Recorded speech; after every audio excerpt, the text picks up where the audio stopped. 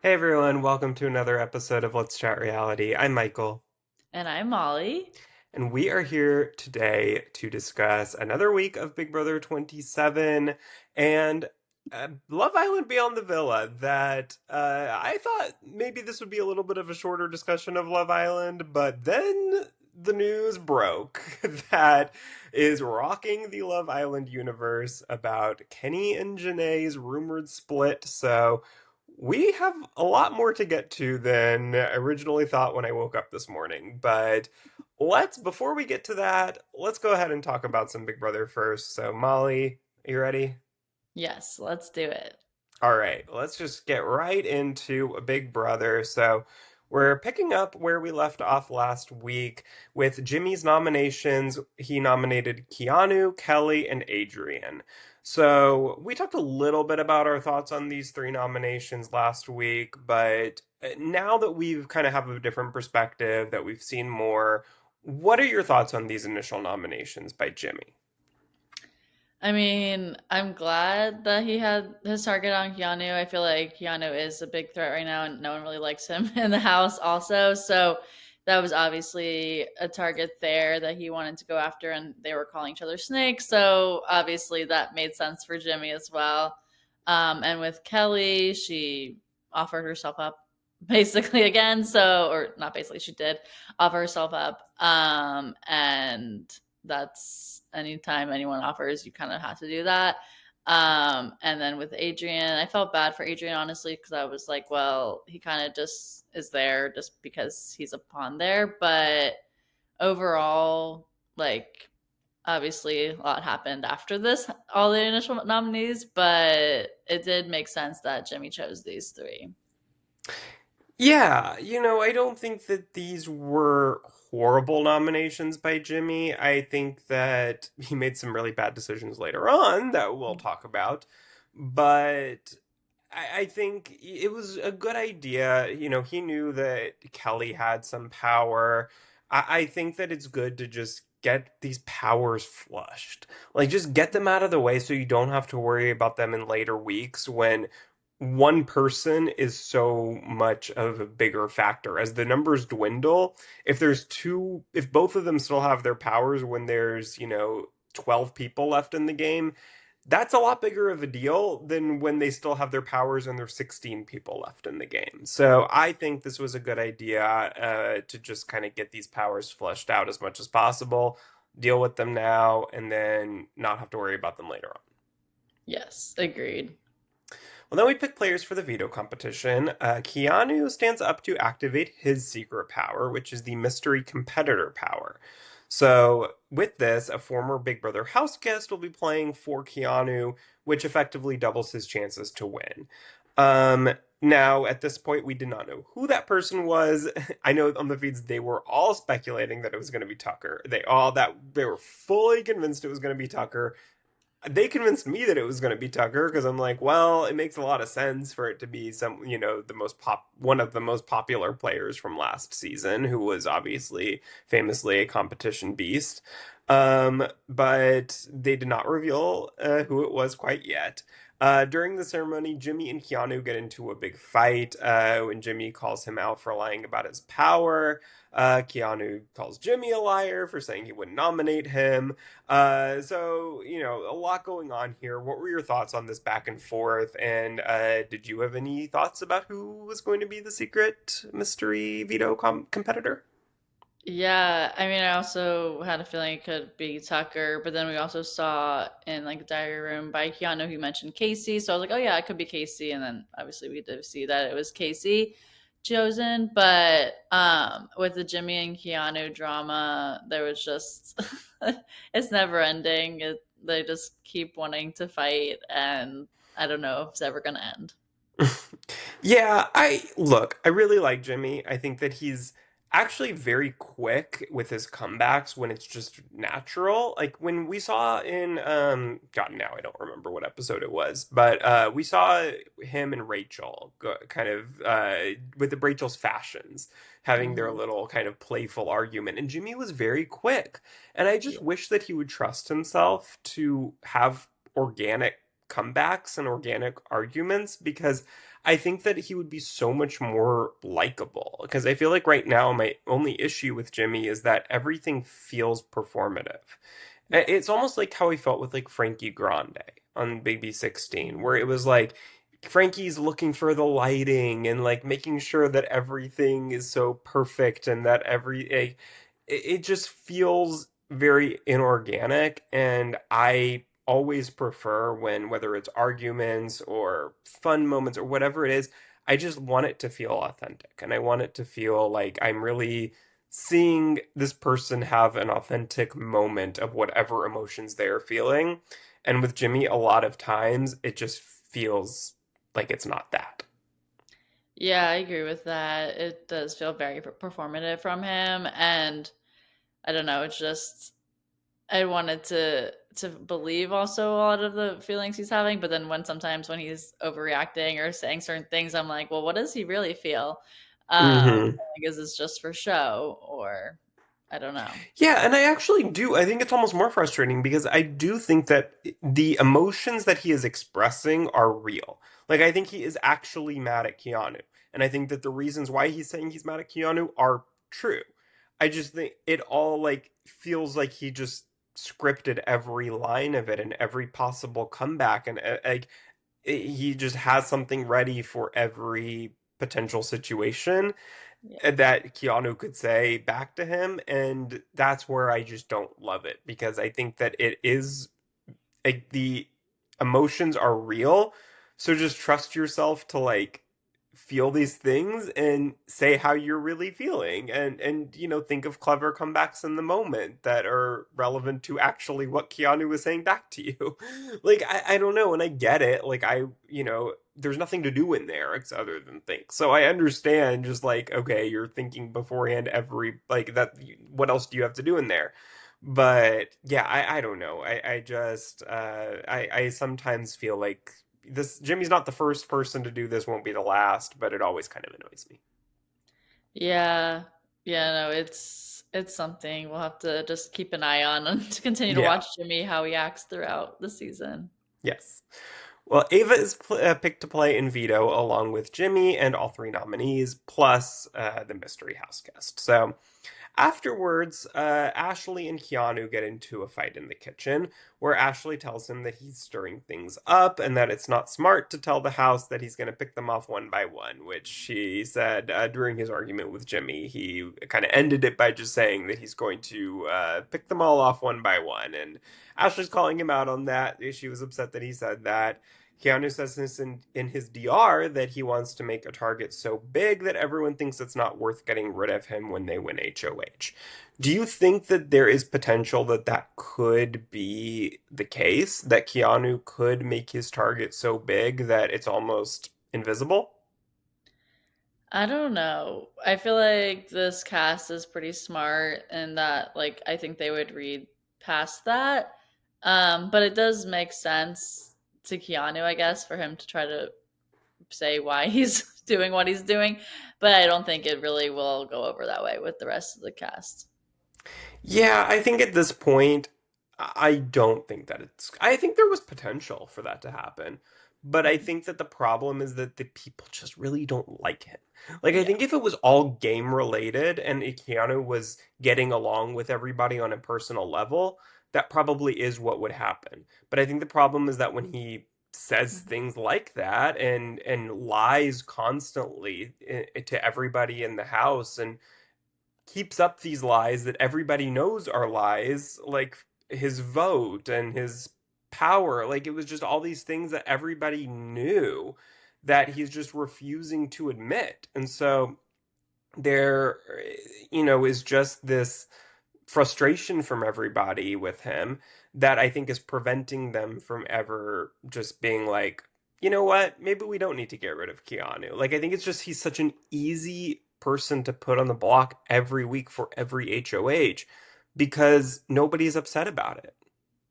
Yeah. No, I know. And that's not a good place to be in because you want people to trust you or want to work with you. And obviously, that's not the case for him. Yeah. Well, then the players go outside for the veto comp, and it is revealed that BB20 winner Casey Clark is the mystery competitor. What were your thoughts on seeing Casey? I was excited to see her. I felt like she was a good choice to come back, and obviously she's been in the challenge. So I've been doing some very competitive challenges there compared to what you see in the Big Brother house. You mean Um, they're not dressed up as bushes on the no. challenge? I know. I was like, well, this is a drastic change in scenery for her. Yeah, Um, but just a bit. yeah, I was excited to see her in the challenge.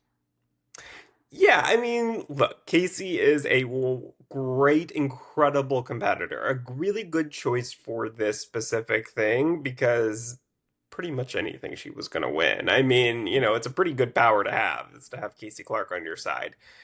Is Casey the most exciting person in the world? No, she people call her furniture for a reason. But for something like this, I think she's perfect. She doesn't have to have a very, big, entertaining personality to just compete this one time and then leave. Like, I think this is the perfect spot for Casey. So I was excited to see her as well. But someone who I was really excited to see was Miss One Felicia Cannon. Because for this competition, they have to race to hit their button every time Felicia, who's on a screen, pre-recorded, unfortunately, not in the house herself.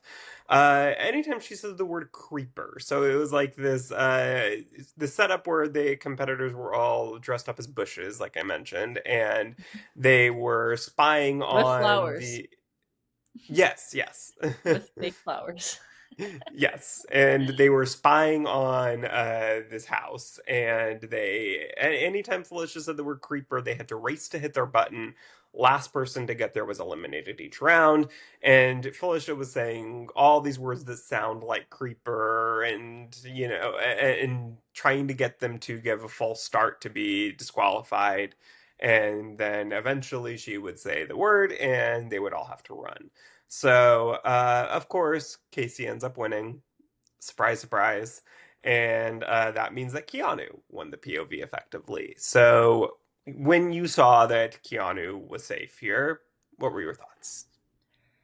Well, obviously, that was a big power to have, so I had a feeling that was going to happen. But it did get pretty close. I was actually surprised that Adrian was actually kind of close to getting it there over Casey. So it was closer than I thought it would be. But then, I mean, obviously, Keanu's going to take himself off the blocks. A new person was going to have to be nominated there, which obviously didn't want to see that because wanted Keanu to go home. But that's what happens when you win something. Yeah, it's one of those things where it's like, I personally wanted Keanu to go home here, so I was disappointed.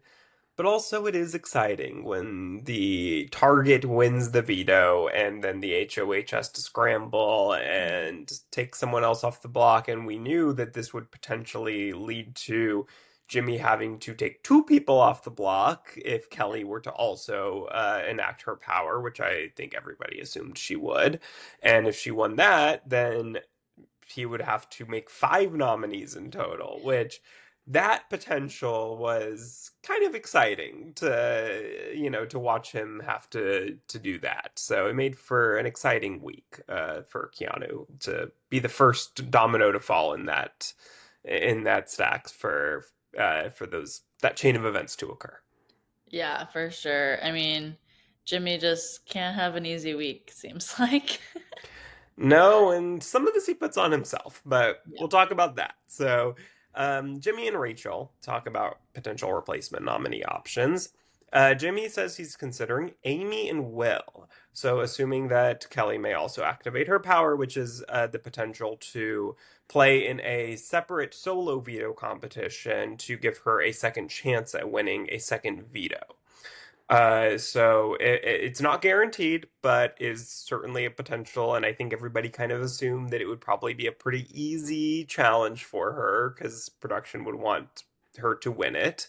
Mhm. And so they're all kind of operating under the assumption that Kelly is going to win it. So Rachel's not happy here. because she's losing her number one ally. She's losing Amy potentially, and she tells Jimmy that this would make his HOH a waste if Amy were to go home. Do you agree with that? Do you think that Jimmy's HOH is a waste with Amy going home? I mean, for Rachel, for sure. But I don't know about it for the rest of the house necessarily. I mean, it seems like she had strong alliance members there, but there were people that did see her as being too close to Rachel and that posing a threat in general for her game and just in general for the game in general. So I feel like it it wasn't a total waste, I would say. Yeah, I mean, it's hard because I think that Amy is not who Jimmy should have been targeting. Like, I think that Amy was certainly a number that he could have had on his side. Had he not nominated her, I don't think that Amy would have like gone to a different side of the house against Rachel, against Ashley, against Jimmy, like all of these people who Amy was certainly much, much closer to than anyone else in the house. And I think that it would have been, there's a lot of people. I think Riley would have been a good option for him to put up. I think just putting Will up first, because they don't know that there's a definite possibility, a definite fact that Kelly was going to win that competition. Yeah. So I think, putting up somebody at least who is not really your ally first at the very least. Like if you think, okay, I don't have any other good options, then I don't know. It seemed like Jimmy was far too okay with losing Amy than he should have been. Yeah, that's true. And there are so many more people that he could have put up. And it is interesting. He just didn't want to listen to that and wanted to go with Amy here. Yeah, I think he just viewed Amy as somebody who was never going to win anything for him, was Mhm. causing more stress and paranoia, and it was an easy person because she had already been up the week before. I think that he just kind of didn't really take into account the fact that she would have been a number for him and his Yeah. side. And when the house inevitably does kind of solidify sides, she would have been on his versus a lot of other people that he could have gotten out here that would not have been. Yeah, that's true. Well, then we get an interesting moment between Rachel and Keanu. So Rachel, and they're in the backyard, and Rachel asks him if he's watched either of her seasons. He said he watched some highlights and specifically mentions Reagan telling her that she was unleashed on the house from Pandora's box as something horrible. If you remember on season 12, she was evicted, comes back in the house as a Pandora's box punishment, as unleashing something horrible on the house for 24 hours is the way that her other house guest described it at the very least. And the other moment that he specifically mentions is Hayden telling her to string a sentence together without using the word like.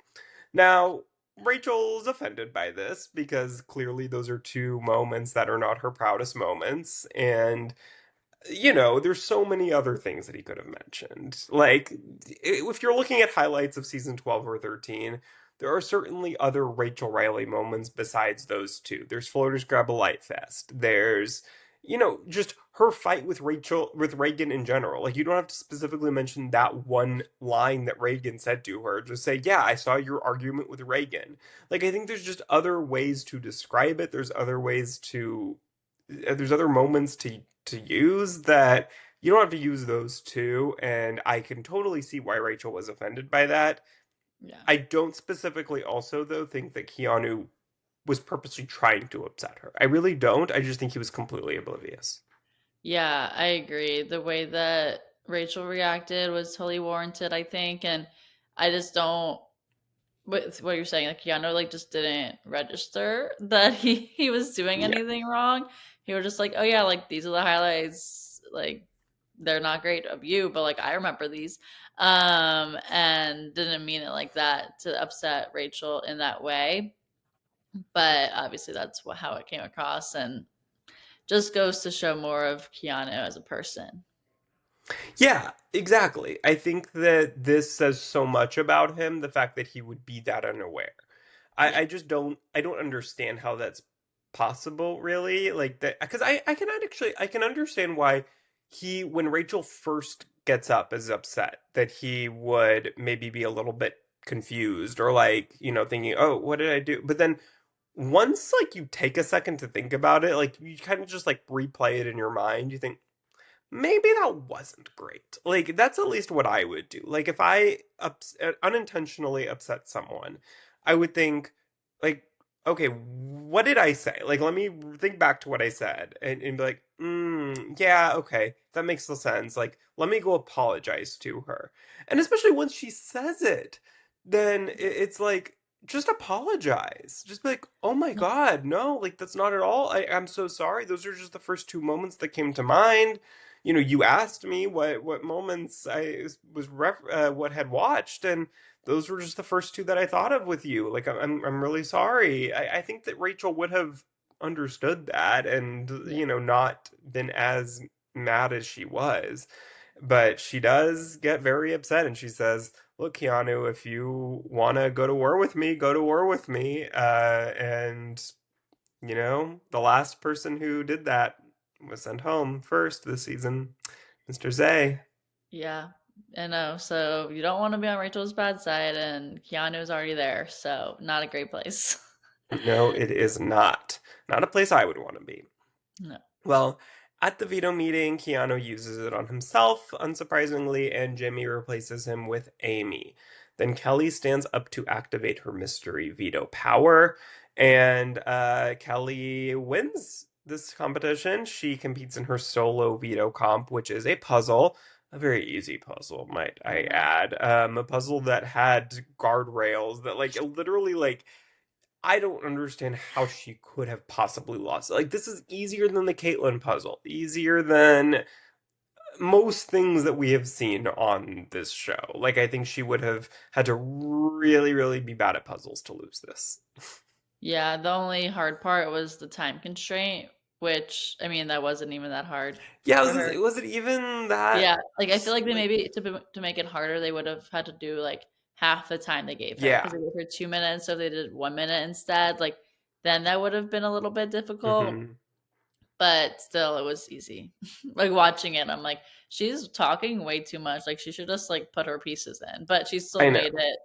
it in the time. So Yeah, it wasn't even close. She did it and she uses it on herself also, of course, and Jimmy names Will as her replacement nominee. So now we have Amy, Will, and Adrian on the block together.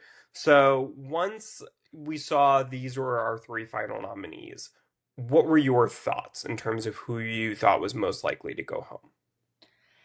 initially, I really didn't know. I was like, wow, like it could really be a toss up here between all three of them. Like I really didn't want to see Will go home, but then because he hadn't been building like super strong connections, I was like, oh, maybe he could be going home. But then with Adrian, he's a strong competitor, so he could take himself off if he gets the BB blockbuster. So there's just like so many options that would happen. And obviously, so many people liked Amy, and she had people behind her back. But then there were also people obviously really wanting to get Amy out. So it felt like Amy was going to be the option here, but it still felt like there could have been a switch. Yeah, and I mean, look, I will say it again and again and again. This is why I love the BB Blockbuster twist, and I know that people right now seemingly are starting to turn on it. It feels like a bit, but I have not, and I don't think I will, to be honest with you, because Yeah. people might say, "Oh, I miss the blind sides," or "I miss, just being able to have, back doors and all this stuff." Like and I think yes, there are some exchanges that we have to make, but I think it is so worth it to always, always, always be able to go into Thursday and not know exactly what's going to happen. And I think that in week two, in this week with these three nominees, I think that if you took out, especially like if you did Amy versus either of the two of them, it would have been such a boring week. Like from Monday to Thursday would have been real slow. Like we would have already been talking about week three, already been talking, like looking past it, just, taking Amy out of the equation and looking forward to the future. But we couldn't do that because there is always the possibility that Amy wins the BB blockbuster and then it's Adrian versus Will and decide what's going to happen. What are you going to do there? And like you can't really plan for the future because there's so many possibilities of what that future could look like. So Mhm. I think that my first thought was that Amy was most likely to go home if she was there. But I think between Adrian and Will, I really wasn't sure what was going to happen. If Yeah. those ended up being the nominees, that felt like a toss up to me. Yeah, I agree. Well, then the guys plus Kelly want to send Amy home in an effort to weaken Rachel, like we talked about. Mickey and Morgan want to save Will because they feel like he is not working with anyone too closely, so it's a number that they can pull him in. And Ashley informs Rachel that she does not think Amy has the numbers to stay based on the conversations, and Rachel's not happy about that, of course. She dresses in her finest funeral attire and goes to make a pitch to Morgan, Zach, and Jimmy. And they're all at least telling Rachel that they're conflicted about it. And I think to a certain extent they are. Because, none of these nominees are ideal for them to lose. But I think that they are not as determined to save Amy as they were in week one. Yeah, I agree. It feels like at this point it kind of was like not gonna change entirely, but they did at least think about it. Yeah, it's one of those things where I think it's hard when there's not solidified sides to the house, really. Like, I Mhm. think everyone kind of doesn't really know who's on their side. And that makes it really difficult because I think they're all looking at e- everyone else and it's like, okay, I know that like these one or two people are my closest allies, but beyond that, who's really gonna be on my side? And I, some most seasons by this point, there are pretty solidified power structures. And we really don't have that this season, which makes it very interesting because I think that it feels more fluid than most other seasons, but it also can be very confusing to try to keep up with because everybody's kind of all over the place and it's not very clear like okay, this person wins HOH, these two were nominated, this person from this side of the house wins HOH, okay, then here are a pool of possibilities. It just kind of is like everybody's making the safe options, like nominating who's been nominated before because that's the easiest thing to do and they don't really know other than that like who they can trust. Yeah, no, it does make it for very confusing times or just like overall understanding of who you think is going where and the votes and all of that because there's so many changes and people are fluid and doing whatever they think is best in that moment. But it makes it exciting to watch. Yeah, it makes what would normally be feeling like I mean, spoiler alert, it ends up being a 13-0 vote. Like normally you would look at that and say, "Oh, this must have been a really boring week." But it really wasn't. It was just, the fact that okay, by the end of the day, kind of everyone knew where the votes were going and so they just kind of ended up all piling it on. But really like for most of the week, there were a lot of conversations happening. There were a lot of things changing depending on who wins BB Blockbuster. I think we kind of just ended up, unfortunately, for our entertainment value with the like easiest decision that most people had. Like in this scenario of Will versus Amy ended up being kind of like the easiest one. But it was not just a boring 4 days between Monday and Thursday. There were still a lot of things happening. Yeah, definitely. Well, as we mentioned, Amy, Will, and Adrian do compete in the blockbuster competition. It's a puzzle. Now, I just need to say something about this puzzle because everyone, Adrian was the only one to bring all of his pieces at once for the like as much as he could. He brought all of his pieces, and everyone else just was going like one piece at a time. I don't know if they thought they had to do that or whether they just thought that was the best way to do this puzzle, but I don't think that's the easiest way to do it. I think that's so time consuming to keep running back and forth. Like that takes so much time.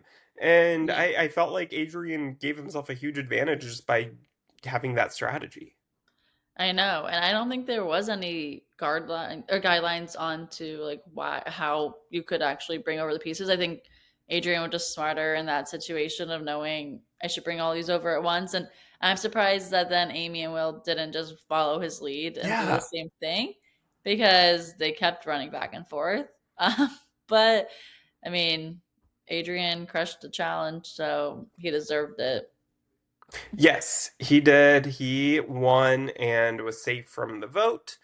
Amy is then voted out in a unanimous vote. And look, I think it maybe it's time for these early weeks where we have 13 votes to not have to sit and watch each individual person go in the diary room, say their vote, and then say, hi, mom, dad, and my brothers and sisters, and everyone else in my family, bye. And then, like, we don't need that anymore. When last week it was exciting. It was. I will say that. Even though there were 14 votes to get to, it was exciting because it was a close vote. And it was one of those weeks where it was like we really don't exactly know what's going to happen.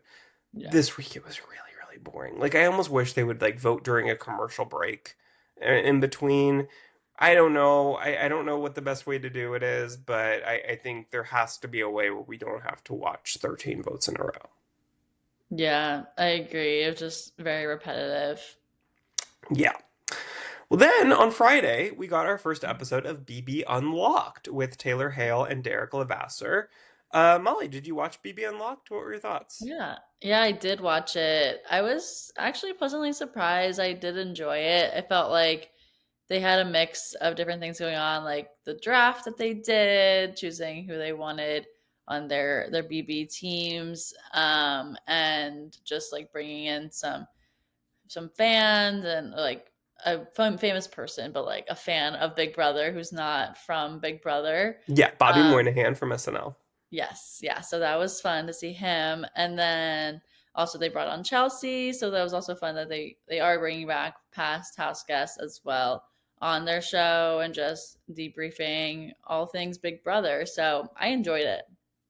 Yeah, I really liked it too. I think that there's some kinks that they could work out a little bit. I think it was a little bit too segmenty, if that makes Yeah, sense. Like, I feel like we didn't need all of these named segments and games and clip packages, things like that. Like, I think that I would rather them lean further into the exclusives where like they could do things that they don't have time for anymore. They have chosen not to spend their time doing on the Thursday live shows that they used to do back in the day. Like we used to have family segments where they would go fly over to the house guest families and interview them and get their take on what's going on in the season and how their family member is playing. And we get to see a little bit, a little slice of their home life. yeah, And they would do interviews with the HOH, with the outgoing HOH, and get their thoughts on how the week went, their unfiltered, candid thoughts on everyone else, who they're aligned with, how they view their position in the game, why they made the choices that they did. I think that would be a really good way to spend the time. I think I don't know. I just think that there's ways that they can do it where it doesn't feel like just a clip show or just kind of like a silly segment show. yeah. I see that. I feel like they did have too many of those like clips that they were showing of what we already have seen basically on the Yeah. show already. So I would want to see more of those behind the scenes moments or just overall like more in depth talking to house guests if they can get access to them and talking to them. Obviously, we had Amy also come on, so she just got voted out. So that was also good. I guess but that's basically like a Julie interview. It's not like that much more intel that we're getting from her here. But it was good to see her at least come on the show as Yeah, well. and I think they should have extended that. Like Yeah. I liked the fact that they had Amy on. I was wondering if they were going to do that. And I think especially because now for whatever reason it seems like they really have shortened the exit interviews with Julie. Like last season they were almost too long. Like they asked Matt when he got out about what he thought about Trump's assassination attempt. I remember that. Like Yeah. they had time to ask him about that, and now we can't even get like more than two questions in, and it's like the last 30 seconds of the live show. Mhm. So like I don't need to get Amy's thoughts on that necessarily, but I would like to get Amy's thoughts on game related subjects, and I feel like even this was kind of short. And like I think that if they're gonna shorten the Julie interviews, let's use this time to give those extended. Like I liked them showing Amy clips from the house and getting her thoughts on that. I thought that was kind of fun. Like, let's get Amy's thoughts Yeah. on things that she may not have known were happening, or, Yeah. and I understand that they might not, not knowing who it's going to be, and they filmed this right after the live show on Thursday. So, like, they might not have time to get a ton of that together, but I think that as much as they can, that's a good use of the time. And then just like getting Taylor and Derek's thoughts, like, I think that they were two very good choices. People might not like Derek, people might not like Taylor for different reasons, and I understand that. But I think that they're good choices because they played two incredibly different games, but they both won. So they're both very credible Big Brother authorities. And I think that it's just really interesting to hear their opposing views potentially on the game. And I think that let's lean into that. Let's like just let them talk like like this, like a podcast. Let's just, Yeah. listen to their conversation about Big Brother strategy and not slice it into these very like formulaic segments. Yeah. No, I agree. I think they would definitely have more viewership, I think, with that as well. Yeah. All right, well, let's get back to the season as a whole, and actually tonight's episode. So, or last night's episode as you're listening to this. So we get to the HOH competition, and house guests are shown a video of a twin witness account of an event. So we have Liz and Julia Nolan from season 17 are here to, I think they're trying to get a bunch of like, for the 25th anniversary of Big Brother, they're trying to get some cameos in from previous house guests, which I like. And here we have Liz and Julia talking about a newscast, an event that occurred by their house, I guess, and they're explaining it. They're talking in unison, and then the house guests are asked questions about the video clip that they just watched. So whoever gets the most correct answers wins. Lauren and Mickey are our final two, and Lauren ends up pulling out the victory here, so she is our new HOH. So, what did you think when you saw Lauren win here? I was interested to see what was going to happen because it kind of felt like obviously we haven't seen Lauren like totally choose a side here. She's kind of just friends with everyone, it seemed like. So it was going to be interesting to see if she decided to go all out during her HOH or kind of just stay more true to the house and what would be more even keeled for the overall happiness of the house. Yeah, I think it was very telling when they had that DR segment of everyone being like, "Who's Lauren? Like, Yeah. what? I don't know what she would do." Like, it seemed like everybody was just kind of a little bit nervous, a little bit on edge because they're like, except for Catherine. I think Catherine and maybe Vince were the only two people who probably Yeah. felt pretty safe with the Lauren HOH. But everyone else besides that, I think, was a little bit nervous. Like, what is she gonna do? Like, she's not really that close with anyone except those two. So that's always fun, I think, to get an HOH where you really don't know what they're gonna do, and it's somebody who you kind of would never expect to win like an early HOH like this. Yeah. And I think that's kind of fun. It may not turn out to be fun by the end, but I think that it's fun in the moment when you turn the feeds back on and see, oh, Lauren would not have. I think a lot of people thought like, okay, what would so and so do if they won HOH? What would this person do? And I don't think Lauren was even a person who most people were really like thinking about what she would do because they just kind of didn't expect that she would even want to win this. Yeah, no, for sure. It didn't feel like she would, but then seeing her in the DR as well, being really excited that she was HOH, I was like, oh, okay, yeah, I guess she did want this. Yes, she did, and she got it. So immediately, this was kind of funny on the feeds. They didn't show this happen like this, but when Lauren won, it was like the first thing we saw was Lauren immediately like yelling to Vince, like, Vince, I want to talk to you right now. Like, come in the bedroom with me. And he was like, okay, like, do you want like I'll come, when do you want to talk? She's like, no, right now. So it was like immediately they go into the bedroom and they talk about Nom's potentially who she wants to put up. Jimmy also eventually joins them as well. And so the first name that we get is Keanu. So that it becomes clear that Keanu is her likely target. And I mean, that makes sense to me. Yeah. That's a very easy thing to do. Doesn't make anyone upset. Like I said earlier, he's kind of on everybody's nerves, and he's been up before, a clear target. Nobody gets upset if Keanu goes up, is the target, and ends up going home. But then, of course, it gets tricky because you can't just put up Keanu. You got to put up two more people. So the other name that immediately kind of floats around is Kelly. That obviously she's already been up. Vince tells her, Kelly volunteered for me. Maybe she'll volunteer for you too. So that's an appealing option. And then the tricky part is who's that third nominee? Uh, who did you think would potentially be that third nominee for her, or should have been the third nominee for her? Yeah, I was gonna say should or did I think? There's a different question answer there, but I Coulda, feel woulda, like shoulda, woulda. yeah, I know. I I really I feel like she probably should have put up Rachel in a way, like just like shake something up and like have someone that obviously is a big threat in the game. How dare you? I'm sorry, Michael. I know she's on your draft team.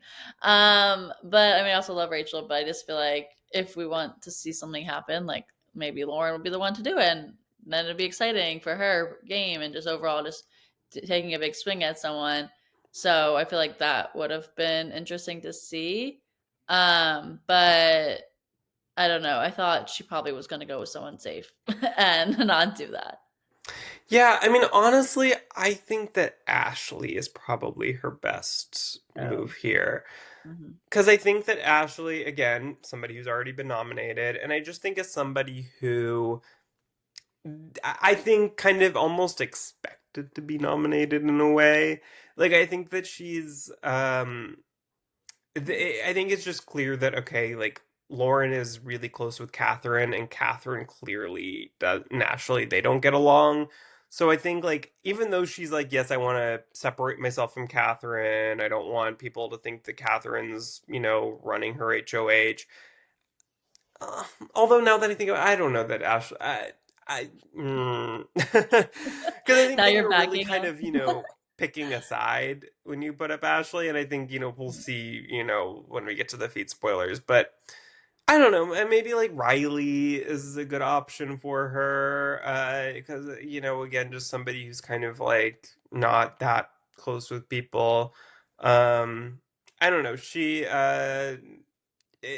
This was, I understand why this was a hard decision for Lauren because it's like Keanu's the clear target. So it's like, I think it's easy to tell anyone else that goes up, like, hey, Keanu's my target. Like, don't worry about it. Everyone else is a pawn. But it doesn't end up being, always quite that easy. But Kelly does volunteer for Lauren to be a pawn, of course. Who's surprised?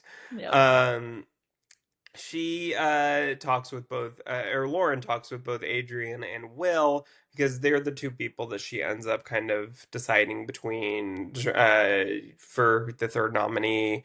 She tells Will that he's a possibility for her, and Will is not happy about this at all. He is very, very upset about this, in fact. I don't think Will's a bad choice for Lauren. I mean, it's a safe choice. It's, it's, not the most exciting choice, but I think that it's probably a better choice than Adrian. Yeah, I agree. I mean, I was also sad to see Will go up again, but I think it made sense. Yeah, and I love Will. Like this is not, I feel bad for Will. I feel bad for anyone who just kind of becomes that easy perpetual nominee. And I think especially with the BB blockbuster, and this is why I was saying earlier that people are starting to kind of turn against it because I think with having to do three noms every week and potentially a lot of times four, it people just end up going with the same options over and over again because it's easy because there's a lot more people that have been nominated and so it Mhm. makes it easy like okay, one person of that gets evicted, but then there's like three, four other people who have already been nominated before that are easy to do again. Whereas in earlier years, usually that would only be one, maybe two that have been nominated before, and a lot more people haven't been. So, it's a lot easier to do different nominees, whereas now it's a lot easier to keep doing the same nominees over and over again. And so I get that. Yeah, no, that's a good point. But yeah, so she does end up going with Keanu Kelly and Will. And it's a lot very similar nominees to last week, almost identical. All three of them were nominated at some point last week. Yeah. So not the most exciting, but I understood them. Like I think it's a safe nominees, but I wasn't upset at Lauren for these choices. Yeah, I agree. I feel like it was expected. Yes. Well, then we have some feed spoilers to get to very quickly here. So if you are not caught up on the feeds, just fast forward a couple minutes. We won't talk about them for too long, but want to mention them. So we had our veto competition, and Keanu ends up winning his own veto this time. Nobody else won it for him.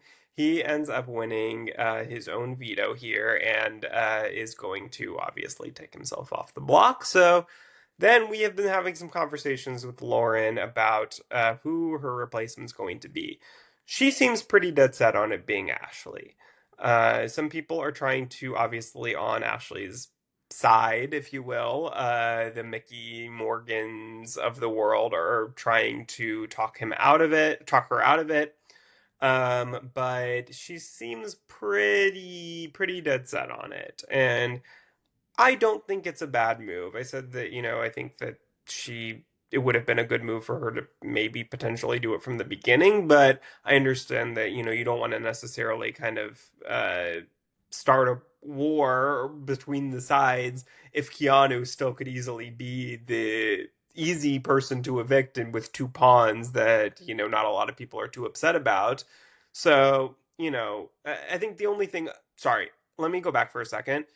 The reason why I think Will was potentially not a great move at first is because they are in an alliance together. I'm forgetting the name of their alliance, the Bond. Oh yeah. So they have a named alliance, and I think Lauren was saying that she doesn't necessarily trust Will a ton, but within that alliance, that they've never talked game, just the two of them. I think though, anytime like when you have a lot of possibilities, why go for somebody who you have a named alliance with that would potentially not nominate you because of that if they were to win HOH? So sorry, I just wanted to get back there because I didn't mention that originally. Uh, but now, she is potentially going to make that bigger move of putting Ashley up and thus really declaring a war between the sides. And now that she knows Keanu's not an option to go home and she doesn't have that easy person, I don't think it's a terrible move. Yeah, no, it's interesting because now she is forced to do something else that she probably didn't want to do in the first place. But I think it makes sense for her and her game. I mean, at this point, like you have to kind of choose sides here. So I'm sad to see Ashley go up, but I think or if she does go up, but I think it would make sense for her to be there on the block. Yeah.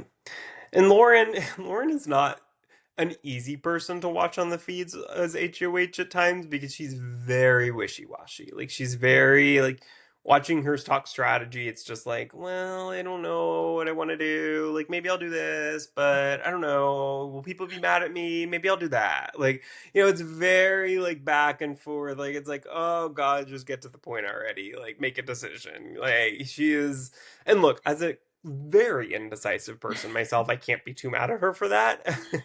But I think it's not the easiest thing to always watch on the feeds, to watch her be very, very indecisive about everything, talking to everybody. Yeah. No, I agree. It's hard, but I feel like it's in that setting, like you kind of there's ways to go about around it that don't sound as wishy-washy, but also she's trying not to be too assertive, it seems like, or just like trying to understand everyone's perspectives and all that. So it Yeah. goes both ways. Yeah, she's a people pleaser. And Yeah. so I think that's hard to, whoever she's talking to, she doesn't want to upset them. She doesn't want to tell them something that they don't want to hear. Yeah. So I can understand that in real life, but I think in Big Brother, that's not always the best thing to do. Not always the most fun to watch either. Agreed. But that is it for Big Brother this week. So we will be back to talk about that next week. But for now, let's go into the big news of the day, Molly. Let's talk about some Yes. Love Island Beyond the Villa. Yes, let's do it. Before we get into the most recent episode, let's talk about the JaNa and Kenny rumored breakup. So this has shaken up the internet today. I feel like every time I go online now, I'm just seeing something else about it or wanting to follow up of like who's unfollowed who, what's the drama now, and it's sad to hear about also, but also like exciting to see the drama unfold. We still don't know really if this is like what exactly happened, but we do know that JaNa unfollowed Kenny as well as Serena, Miguel, Leah, and Cordell have also unfollowed And Kenny Liv. and Liv. Yes, so there have been basically everyone except for a few of the season 6 cast to unfollow Kenny. And also in JaNa's bio, she used to have Kenny's name there and it's removed. And in Kenny's bio, he used to have JaNa's name and that's been removed. So something really did go down if this is the aftermath of what we're seeing. But we don't know what went down exactly because they were just together at an event last night. So it's really everyone just speculating different things right now. But until we know for sure what happened, it's going to be interesting to see like how long this is going to be until it's released. I feel like it has to be soon because everyone's talking about it, but like obviously it's very fresh if it just happened last night or this Yeah. morning. I don't know. So it's very new, but what are your thoughts on it? Yeah, I mean, it feels almost very reminiscent to me of when Scandival first broke. Like, it feels like we're just in real time watching the unfollows, watching this unfold and without any sort of context or details. And it's kind of wild because it's like Kenny must have done something. This isn't just like okay, we decided to part ways because we want two different things, or we're seeing them have a little bit of disagreement, struggles in Beyond the Villa, where Kenny wants them to move in together, and JaNa doesn't want that, wants to take it slower, but this doesn't feel like they just couldn't come to an agreement on that and broke up. Like, I don't think the entire season 6 cast would be unfollowing Kenny if it was just a normal breakup like that. And I feel like we are just at the very, very tip beginning of what is sure to be a tumultuous week in terms of Love Island USA season 6 news. I know. And everyone also people not everyone, but there are some people being like, "Oh, is this a PR stunt?" No, like this is not a PR stunt. Like this would not be happening if they needed more views. Like they already have enough followers. They have enough people already in their fan bases that it's not trying to get people to watch Beyond the Villa. Like this is something outside of that and Yeah. it's real and it's drama and it's real life stuff. And if this was a publicity stunt, we wouldn't be doing this on a Sunday. Yeah. Then like that's not a good day for news. Like like I think it's very, very clear that this is very real. Whatever is happening here is real. I do not think that this is a publicity stunt in any way, shape, or form. I agree with you. I think that it's yeah, it's very weird, sad. But I hope for the best for the both of them. I mean, I like both of them, and I don't know what Kenny did, but I'm probably going to be Team JaNa. Yeah. No, I feel like most people are gonna be Team Janae on whatever this is. Especially if Um, he's the one who's being unfollowed by yeah, everybody. Like I understand like Leah and Serena, sure, of course they're gonna unfollow. They'll probably have their significant others unfollow. But like for Liv to unfollow, like that to me signals okay, clearly he did something yeah, that they cannot support him any longer and he's being cut off from this group. yeah. No, I know.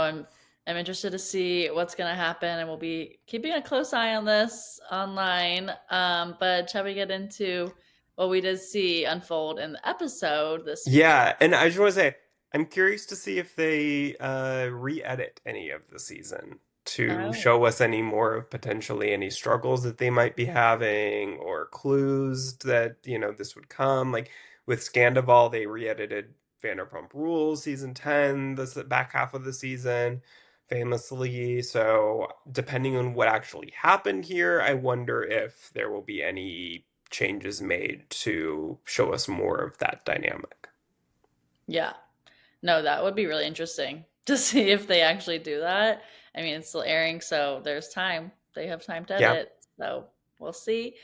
But this episode 3, we start with seeing the continuation of the Kaylor and Liv drama here of them at brunch together with Janae, and Janae was trying to mediate the situation by saying that if they want to move forward, they both have to genuinely forgive.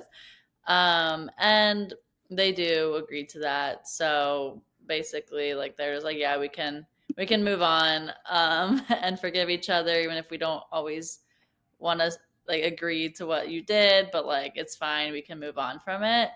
And then Liv also invites Kaylor to her housewarming party, so it seems like now they're okay again. Not like perfect, but they mended that issue, or the issues that they were having, and can move past it, which was good to see. And they hug and they say they love each other. So at least we had this moment in the beginning of the episode. I think that it was kind of expected because it didn't seem like Liv and Kayla were gonna stay mad forever. But it's good to see them make up here.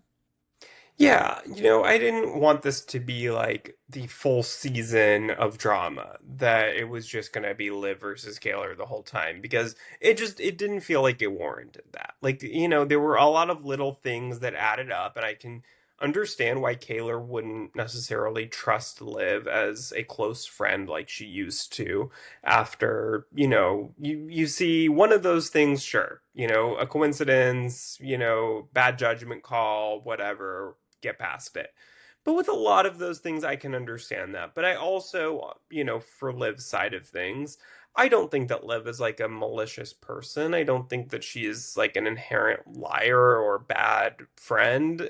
I think that it was just I think that all of their, I mean, this episode really was all about this, but I feel like in all of their lives, it was not like you come into the Love Island villa, with very little to no following and just a regular person, and going on a show that seemingly was not super popular, and you come out a mega superstar, 30 days later.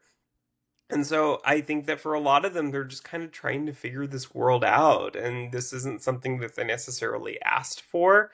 And they are just kind of doing the best they can. And I feel like that it applies in Liv's situation here, where I think that, she's kind of understanding, like with the camera thing, like that was kind of like that was a business deal. And I think she's learning how to handle that situation. And she should not have lied to Kaylor about it by any means, but I think that she's learning and she knows that now to, not prioritize what some business deal someone asked you to do versus your best friend. Like I think you learn these things as you go, and I think that I hope that they are able to genuinely get to a good place and fully move on and not just put a band-aid on it for now and then this just kind of, resentment grows and it just ends up getting to an even worse place. Yeah, for sure. So we have that. At least they've mended it and they can move on, and we can see what happens the rest of the season of them still navigating that friendship between them, but at least that they were able to have that discussion and Hmm. be friends still. And then we have Kenny and Miguel go on a hike. And here's where we mention here we see Kenny mentions that JaNa wants to live with him, but that he doesn't want to live with her yet. He wants to take things slower and not rush. Miguel recommends just going for it because he and Leah basically live together now and he's grown so much from it. And this, I mean, I feel like if here, obviously, we know Yeah, do now, you think let's Kenny and JaNa should live together? no. Now I'm like, let's not have that happen. Yeah. But no, I mean, I get where Miguel was coming from with that. And obviously, I think with Kenny having doubts, like, it's not a good sign if you've already been together for a year and you don't want to live with your partner, like, and you're at that age where it's kind of like ready. You're like you want to take the next step, like, and one person in the relationship does want to take the next step, and then you don't. Like that's not a great feeling for JaNa, obviously. But obviously now we know also something went down, so we'll have to see what that is. But yeah. Yeah, I think that this is not great sign for their relationship, that I do think that they're on two different pages in terms of the speed that they want to be moving at. Mhm. Um, I Yeah, I mean, it's hard to now think about this, with the mindset of not knowing what happened earlier today. But yeah, I think even before that, knowing that, I think that I still would have thought that this probably isn't a great sign, but not that like they should break up, not that this is going to be a game changer. I think that, but it's maybe kind of like almost like Paige and Craig where it's like, they were never going to agree on which state they should live in. And neither one of them seemingly wanted to move. I think with this, it feels a little bit less extreme than that potentially, because it's not like they're both on two different shows that are based in two different cities, and like one of them would have to choose, which one or the other. But I I think that it seemed like this was eventually going to potentially come to a head, and who knows, maybe it did. Yeah. Yeah, I don't know. We'll have to see what happened there. But next, we also see we get to meet Aaron's brother. So the two of them were talking about the backlash that Aaron got after the show and how it impacted his family as well, but then also how it impacted Aaron's mental health. And this was kind of a sad scene here to watch because it really did show the aftermath of that fame that they just instantly got and all the hate and all of that came with it for Aaron especially, which obviously not great for anyone's mental health to have that much hate towards them and their family. And so it was just a real moment here to watch. Yeah, I mean, look, I'll start off by saying that Aaron deserved backlash for how he behaved during Love Island season 6. I believe that he did things that he needed to come out of the villa and answer for. But obviously, anytime a show gets as big as Love Island season 6 did, that level of backlash and hate is going to go to a level that is completely like, you know, uh, uncontrollable. And I think that fans tend to get way too invested in shows like these to where they feel like he did this to them, and like I'm sure got death threats and just unacceptable comments probably his family did while he was in there. I mean, we saw that Yeah. with Sierra this season, that her family was getting all sorts of comments and really scary, dangerous messages. And I'm sure that the same thing happened to Aaron's family, and that is so sad because they did nothing to deserve that, and Aaron did nothing to deserve that either. He should have gotten criticism from fans, but fans, especially on shows that become such a cultural phenomenon, they don't know where the line is, and it's really sad. And I think that I'm really glad that we're highlighting this because I think it's so important to see how that level of backlash from fans can affect somebody's mental health. And I hope that seeing this maybe makes people think twice before sending comments like that. Yes, totally agree. I feel like that hopefully will help maybe people get less hate, but I don't know entirely because obviously, like, they don't always listen to that either. They're gonna be like, "Oh, Yeah, he's no. just doing that for show or whatever." But it's not. That's not the way it actually is. He And I actually think does some feel people this don't care way. how they think, oh, maybe my comment will be shown on the show, and it's like a death threat. Like but there are certain people who like they don't care how they get on TV, how their username is shown, and hopefully I don't think they did show any comments, did they? I don't remember. No. But I think people send things like that thinking maybe I'll get a response, maybe I'll like, they just don't care how they get the response or how they get the attention. That's all they want. And it's really sad because I mean you can tell Aaron is like a shell of himself in this show. Yeah. He is not the same person we saw in Love Island season 6. I mean, he is a zombie almost, it feels like. Mhm. And it's really sad. Like it doesn't feel like that's the same person that we saw a year ago. Oh yeah, no, definitely. And as we're seeing these conversations he's having, it's obvious to why this is happening or why he's feeling this way, which it's sad to see. But next up, we had Kendall and Kaylor go out to dinner with some of their friends, and Kaylor's current boyfriend Torin is also there. That was But so interesting to me. I know, I I didn't think know I that feel like like he was friends with her boyfriend, like the guy that she was seeing at the time, Caleb, and they're all kind of in the same group. I didn't realize that. I know, and I don't think she realized that either until like I guess afterwards maybe. But then, well, we don't know her and Torin's situation yet. I think this is coming up in the next episode. Mm. But for right now, they just got back from Stagecoach, and we found out that Kaylor and Caleb were not on great terms because he acted like she was a stranger while they were both there. And then when he texted her at 5 a.m. that night. Like she was like, "What? Like what do you mean? Like I thought you didn't think I existed anymore." Hmm. But Kendall invited him to that dinner, despite knowing that Kaylor had that drama. And then he did come, and it made for a little bit of an awkward moment there for Kaylor.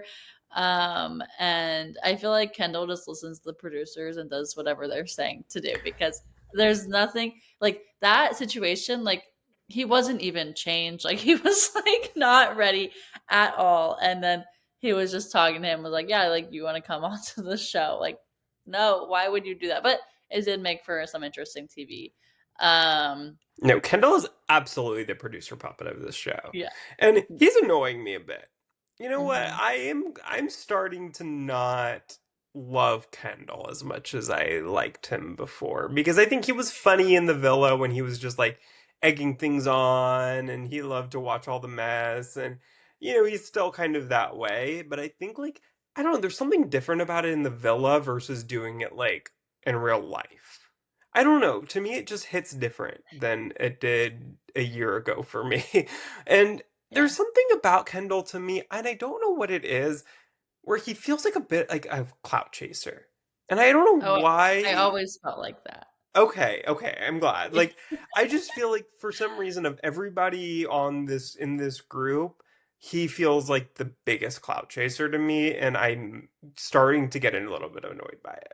Yeah, I mean, the way that he's talking about his friends right now, it seems like all of his friends are influencers, Yeah. and all of those people are like the people he's met at like events or music festivals or like all these things that like he got because he was on Love Island, which he is eating that up. But like, then who are his other friends? Like, does he have other friends? Like, it just seems Right. like those are the friends he hangs out with now, and just like dropped everyone else.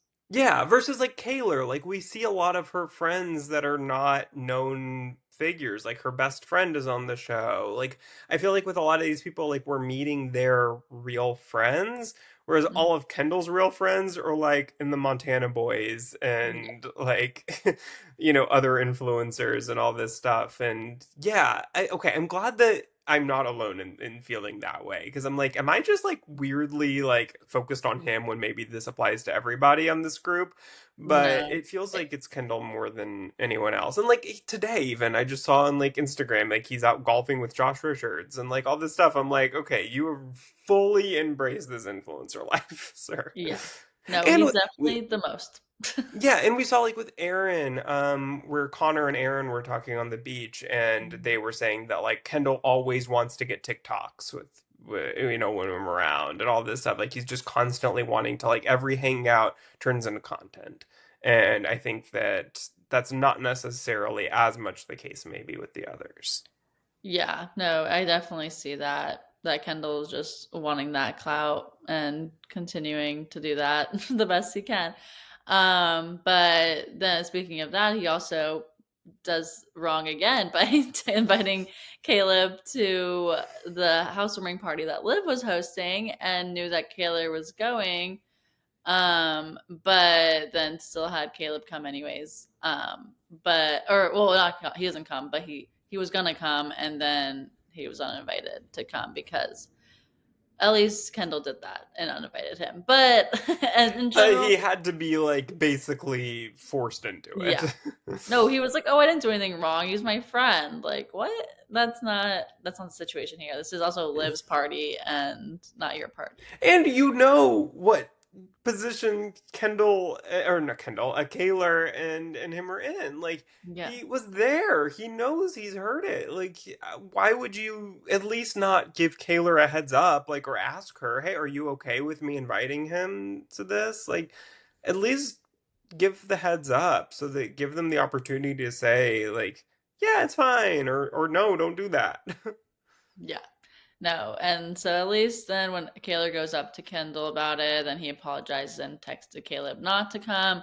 So that was good, but still, Kendall's still trying to get the clout here, it seems like. Messy, messy. Um, but also at this housewarming party, we had an interesting moment between Kaylor and Aaron when they're talking outside, and she talks about how she was happier with her life before going on Love Island with her small town, just no one knowing who she was. And now she feels lost and overworked, and that she hates LA and doesn't have her place there, basically, and like knowing where she like doesn't have feeling at home there. And Aaron said feels the same way and that he felt lonely and being in an unfamiliar city and that like they just had a lot of similarities there and kind of were sharing on those experiences. And it ends up being that Aaron does ask Taylor out on a date in their conversation, which was an interesting turn there. But it seems like maybe they should just be friends. Also, now we know Kaylor has a boyfriend. But in this moment, like maybe it was more of like a friendly gesture. Maybe they're gonna go out and like be like, yeah, we shouldn't explore this kind of situation. But it was nice to see them being able to be there for each other and having that same experience and knowing like not many other people can relate to that, but they can. And so that's trauma bonding for them, basically. Yeah, I was really interested hearing this from Kaylor because to me, we had heard it from Aaron, and it feels like you can see it on Aaron's face. Like you can, like we said, that Aaron is seemingly a shell of his former self. I mean, we saw it even at the reunion, even in interviews right after the show, that like he was very just not fully there, not fully in it anymore, like just kind of going through the motions. And I think you can tell that he is, I don't want to say depressed because I'm not a doctor, but like he is. not not the Aaron that we saw a year ago. With Kaylor though, I honestly didn't see that from her. Like she seems online when you see her on TikTok, on Instagram, she seems happy. She seems very like she's loving it. And then to hear that she's, feeling this way, that she was happier before and she misses her normal happy life, just kind of being, a normal person, that it really shows that I'm sure this is the case for a lot of people on these shows, for a lot of people who just kind of one day they're an unknown, anonymous, everyday person, and then suddenly they become this, have millions of followers out of nowhere, and they seem to love that. But inside, who knows, maybe they feel this way, that all of a sudden they can't just kind of have a normal life. They can't just go to Target, go to the grocery store, and be unknown. That everywhere they go, people are coming up to them, fans are wanting to take pictures with them, and they are getting asked to do all these deals. And I think Taylor said that she feels like she's like a chess piece, that she's just kind of moved around and going to different places, and she's told where to go, what to say, what to do. And she doesn't have that control necessarily over her own life like she used to, and she doesn't have her support system and her friends that she needs. And it's sad. I mean, this show is a lot more sad than I thought it would be. Jeez. I But it's know. I'm glad that we're seeing this again, because I think that it's very real and it's very unique to this show, these people that went through this. Because even the season 7 cast, you couldn't do this show because they went into that show knowing how big it was. Yeah. This cast specifically did not, and I don't think you're ever going to be able to replicate this specific scenario.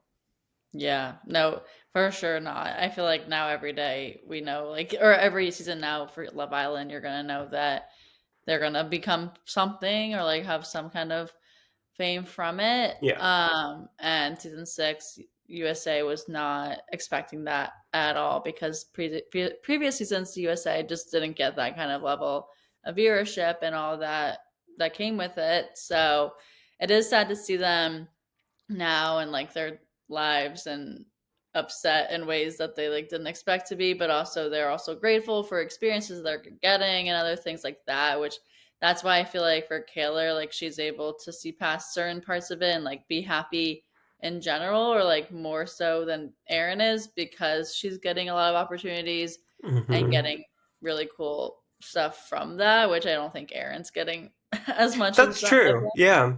I didn't think about So that. maybe Taylor's just trying to be grateful for those experiences too, and the money she's making from that too. I saw her apartment that she posted on like a apartment tour on TikTok of her apartment in New York City, which looked like really nice apartment, and I'm like, that's probably 8K a month. Like it was like that kind of apartment, Oh, and so she's wow. making money obviously from this, even if she's not super happy with her life, Hmm. which is sometimes the draw of being rich. Um, which I would prefer happiness over money, but money sometimes does bring happiness, but not in the case of Kaylor all the time. But yeah, so we'll see. I feel like we'll continue to have this kind of storyline come on throughout the season of just how much their lives changed and how they're feeling now being in the spotlight and all that, which is really interesting to see Hmm. them highlight that right now as well. Yeah, I hope they continue to highlight it, because I feel like a lot of shows try to avoid that topic because it's very breaking the fourth wall. Yeah. But I am glad that it seems like this show is really embracing it, because I think that's what a lot of like Vanderpump Rules, for example, like really avoided that topic basically until their last season when they couldn't help it anymore. But for a long time, they, still pretended like they worked at Sir, even like 6 years into it, when clearly none of them needed to work at Sir anymore and could not even do that if they wanted to, because they can't, they have so many fans. Like, that's impossible for them to just be a waiter. But like on this show, yeah, like it feels like they're fully, breaking down that fourth wall, embracing it, talking about their fame and everything that came out of being on Love Island. And yeah, I don't think that a cast has really had this situation that I can think of like this since like Jersey Shore back in the day, like season one of that. Like I don't think they expected it to blow up like it did, and then Yeah. suddenly like one day they're normal people, the next day they're household names. But this is kind of the first time since then that I can really think of like a cast, a specific group of people that have like just kind of overnight blown up like that from a reality show like this. So it's Oh yeah. interesting. For sure. Well, that's it for Love Island Beyond the Villa this week, and we're gonna be staying very close to that JaNa and Kenny drama. So we'll be keeping y'all updated on that as well next week, as well as more Big Brother. So thanks so much for listening, everyone. Don't forget to subscribe wherever you get your podcasts, and also follow us on social media at Let's Chat Reality. And we'll chat with y'all again next week. Bye, everyone.